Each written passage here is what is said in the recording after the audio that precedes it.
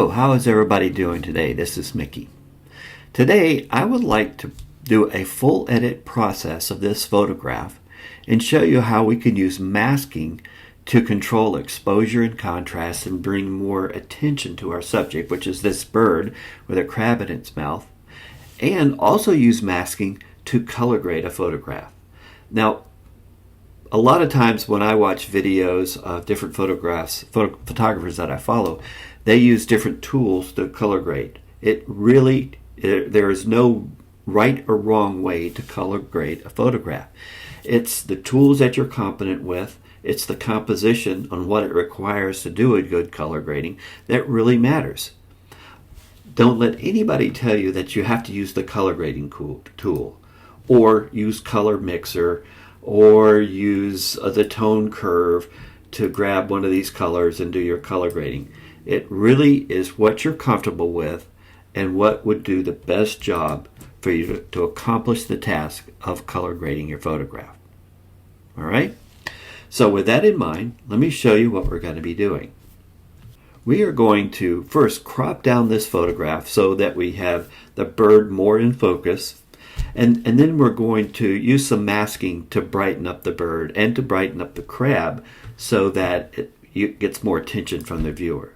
We're also going to use an intersecting mask so we can bring light in specifically to that area of the bird from where the sun's coming from. All right, so we want to highlight that area, and we'll use that with an intersecting mask. Then we're going to use a linear mask to darken the water because it's kind of bright now and it's drawing away from the bird.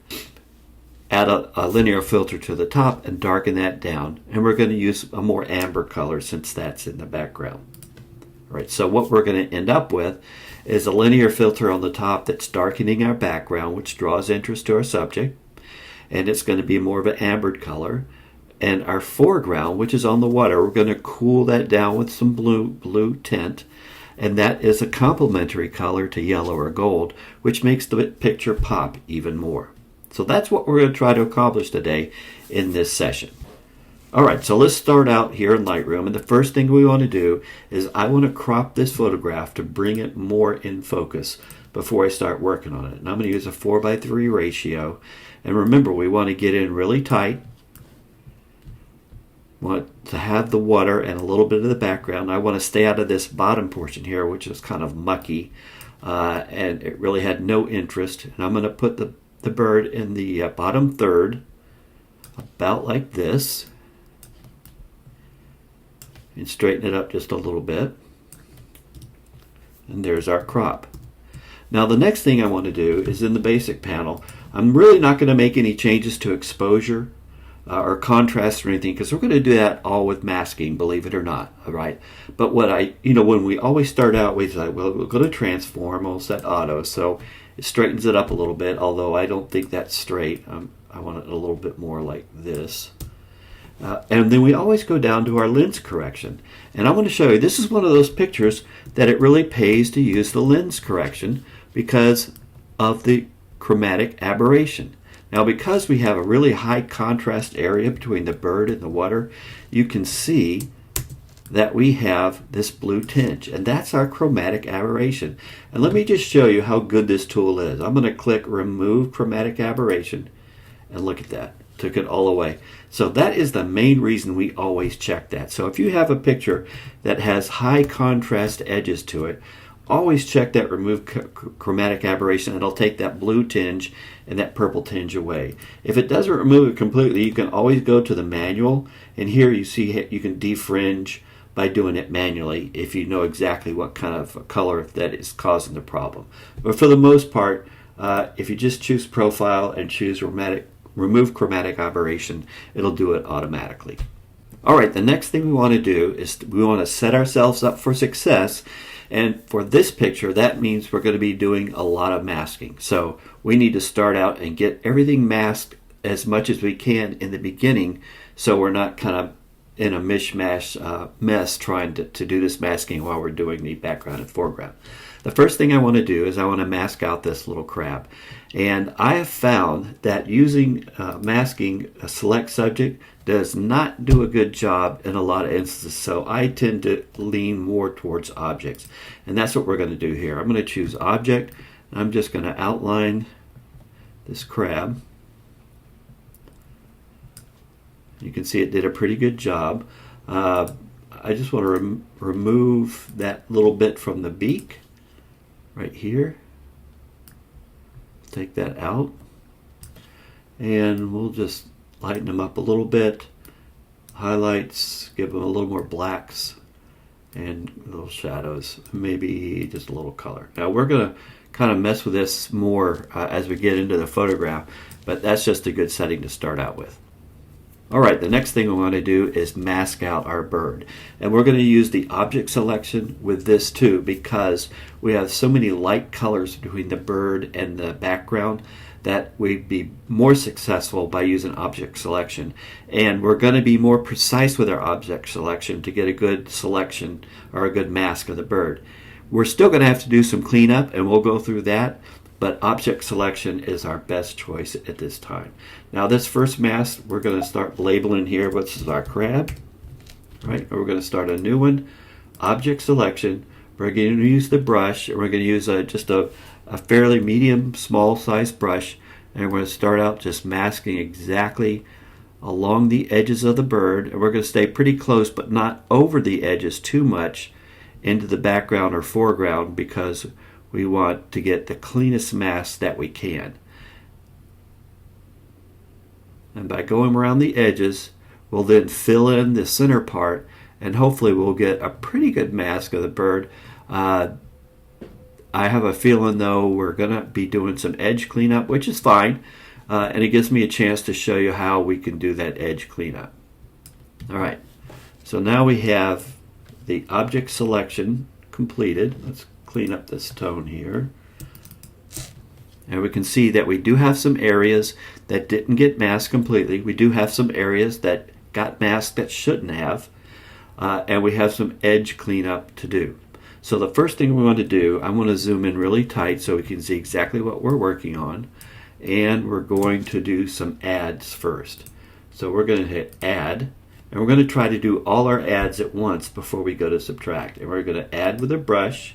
We're going to have a pretty, a medium feather, but we're going to keep our flow and density at 100%. Make a medium-sized brush, and because we have auto mask on, we can paint in without too much worry about going over the edges. So we just want to paint in with our brush with auto mask to cover those areas that didn't get masked in the first place. Alright, so that's the tail. Now let's look at some other areas. We'll just scoot down. All right, so we have some areas of the water here. I'm going to make my brush a little smaller, and I'm just going to hit this water as droplets as it was coming down. There's another little one here. Another one here.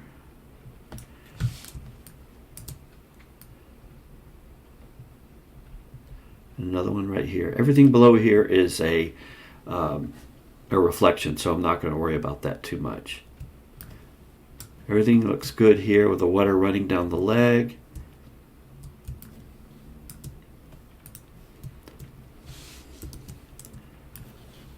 We'll look at the rest of the picture. It looks like we have some cleanup around the edges, and we'll get to that in just a second. So it looks like we have everything added that we want. Now let's go to subtract. So we're going to go to subtract with a brush. Again, we're going to have a medium-sized feather. We're going to have a large feather on this one. And we're going to have our flow and density set at 100% with our auto mask on. And now we're just going to size the brush for the area that we're going to be working on. Subtract with a brush. And we're just going to start painting away. Let's resize our brush here. So because we have auto mask turned on, it's not going into the areas that we want it to stay away from. Now here's the secret when you're cleaning up with a brush, is to make sure the size of the brush is big enough to cover the corners.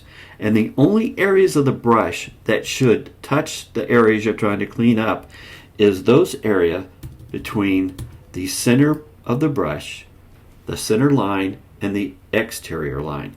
You don't want ever to have any part of the subject on the inner portion of your brush. Remember, from the inner circle to the outer circle, that's a 50% gradient that helps you clean up on your edges. So as we clean up, watch, I have my brush on the center to the outer ring, and it just lightly feathers away that cleanup. All right, auto mask keeps it from overrunning too much, but with that feather makes it a lot cleaner edge. So as you go up here, see how this is really kind of tricky? If we keep the feather on the area instead of going into the inner ring, we get a nice cleanup around the edges. A lot nicer cleanup using our feather than we would ever get if we were just using a straight brush. Now I'm going to speed this up because there's no need for you to watch me do this around the whole bird. And when I get it all cleaned up, we'll continue on.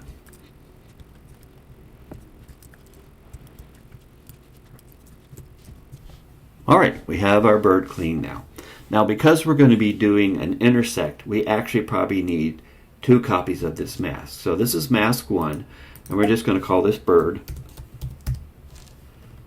And then we're going to duplicate this.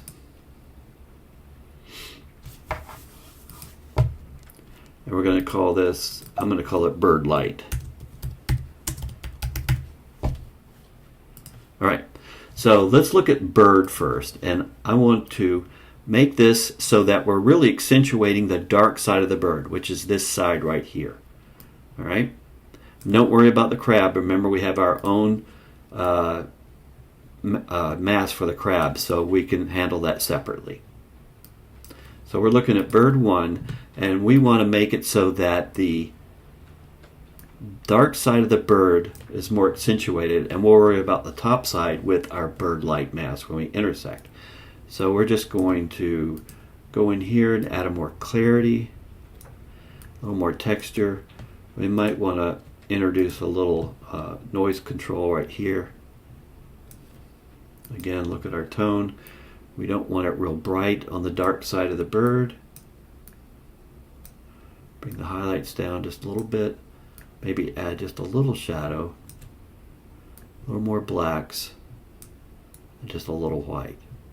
Alright, so that is like the dark side of the bird. Now let's go to bird light. And here we want to intersect with the linear gradient. And we're just going to grab the linear gradient and drag it down here.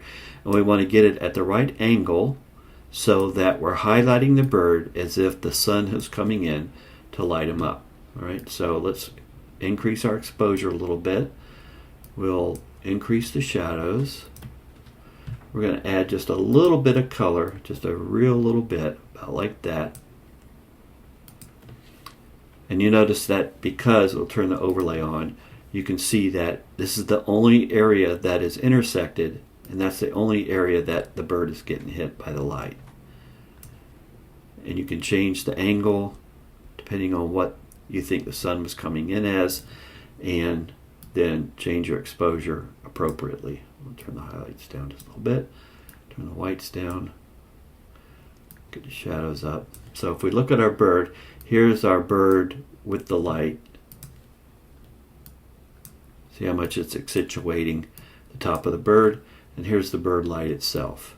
So this is showing the whole bird's body except for the top part. Now let's turn the masks on and off, and you can see the difference we have in the way the bird is being lit up. Now the next thing I want to do is zoom in real tight, and we want to add a little more pump or a little more color to the bird's eye. So we're going to take our radial gradient, just going to draw right across the bird's eye about like this. We're going to give it a little color.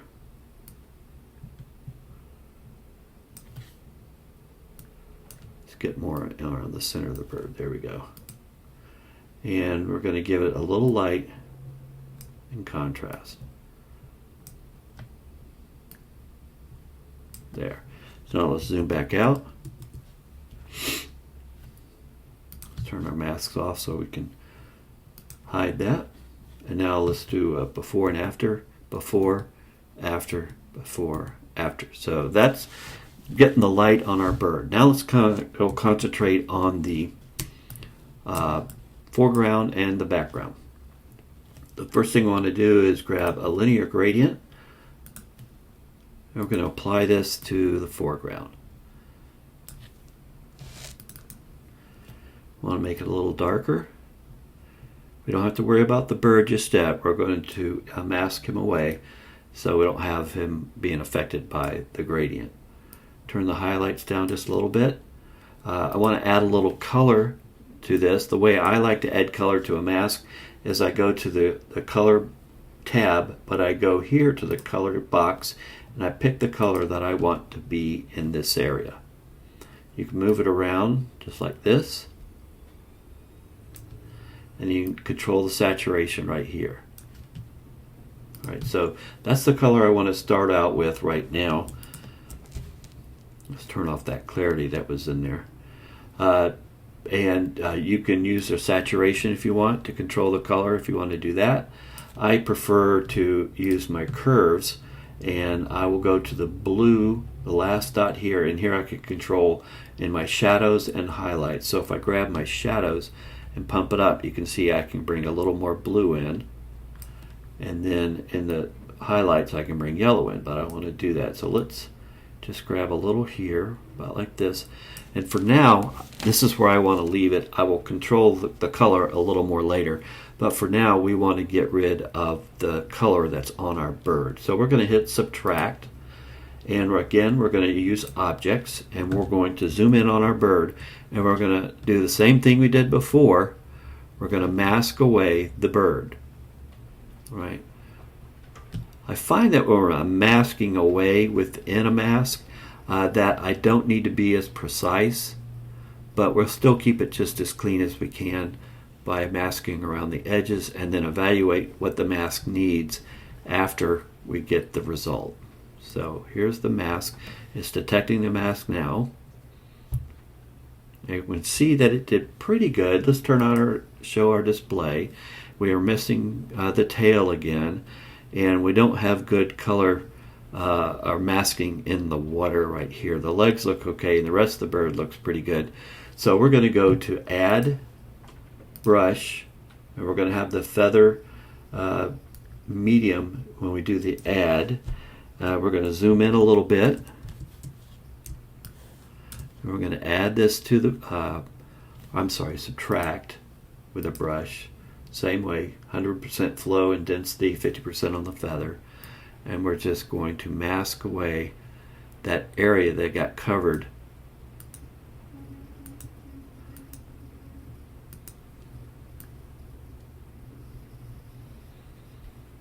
Right, we want to look at any other areas that we want to mask away first while we have the subtraction brush.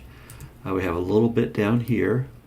Remember to use that feathered edge to get a nice clean edge on your photograph. Let's do that over again. Hit Control Z.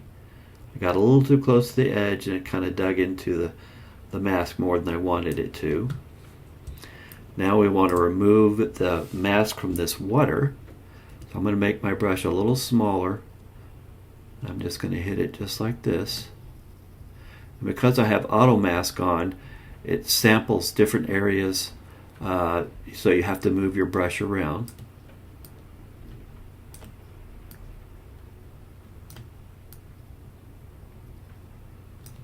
Now we'll hit this area at the base of the foot because we do want this masked in.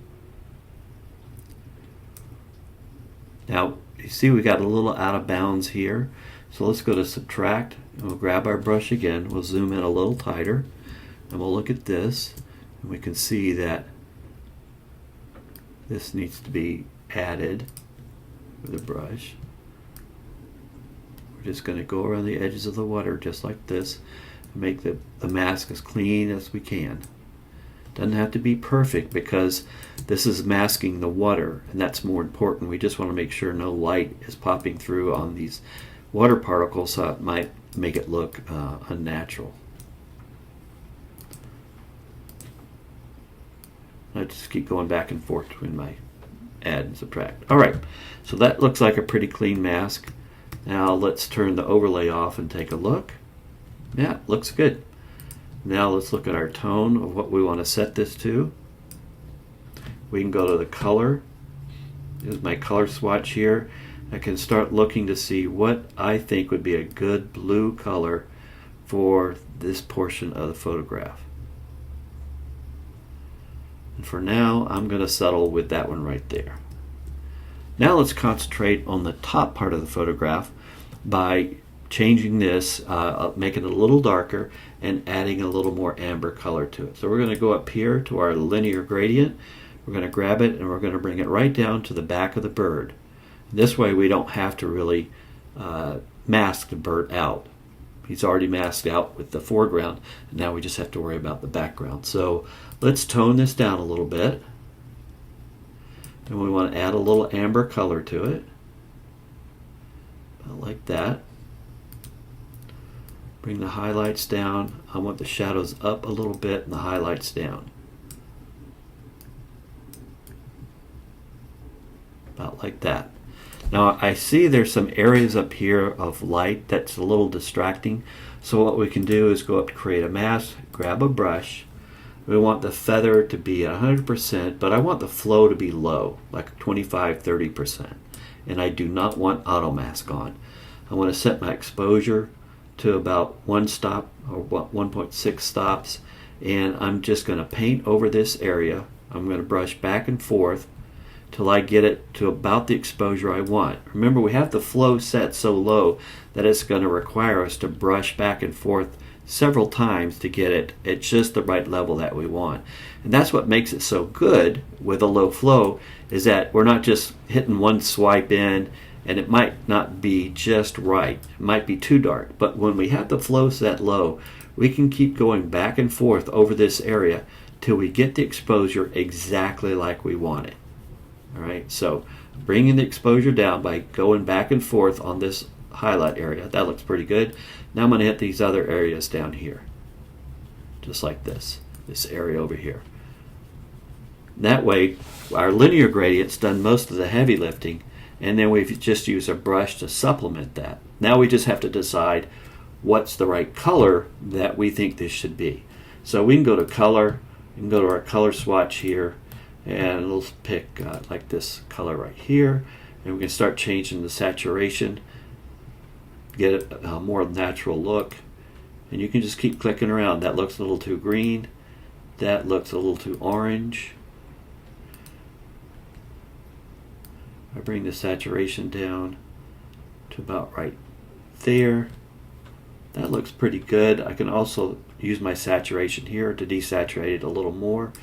And then we have our tone controls.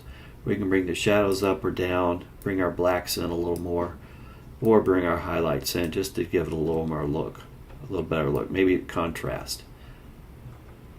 And that makes it look a little bit better. Now if we look at the whole picture, let's see, I think the exposure should come up a little bit here. And we'll look at our foreground mask, and maybe we'll darken that just a little bit more. Add some whites to it so it won't look so dark. Maybe a little blacks like this. Right, so here we have a good picture where we have now brought the bird out in the forefront. In fact, let's go to the crab here. Let's give him a little bump too, because the light's coming in between the bird's body and the crab. There's a little light streaming in right there, so we can bring that out. Bring a little more attention to the bird. All right, now that we have everything in place, you can look at your before and after, and just take a final look at your colors. Make sure that the color grading looks natural and is the effect that you're going for. If it doesn't, you know you have your background and you have your foreground. So if you wanted to make the color a little less blue, you could even go into like your curves and choose maybe the midtones here and lighten that up just a little bit, and then in your background choose that, and then you could go and make that a little bluer, a little more golden, however you want to do it. It's completely up to you. It's an artistic effect, and it's up to you to decide how you would like it to look. So here, let's see, I'll put just a little more gold in there, about like that. So here we have our before, after, and after. So now that you have that in effect, I always like to put a vignette on, and I use a radial gradient to do that. Shrink down your picture just a little bit so you can see the canvas as a whole.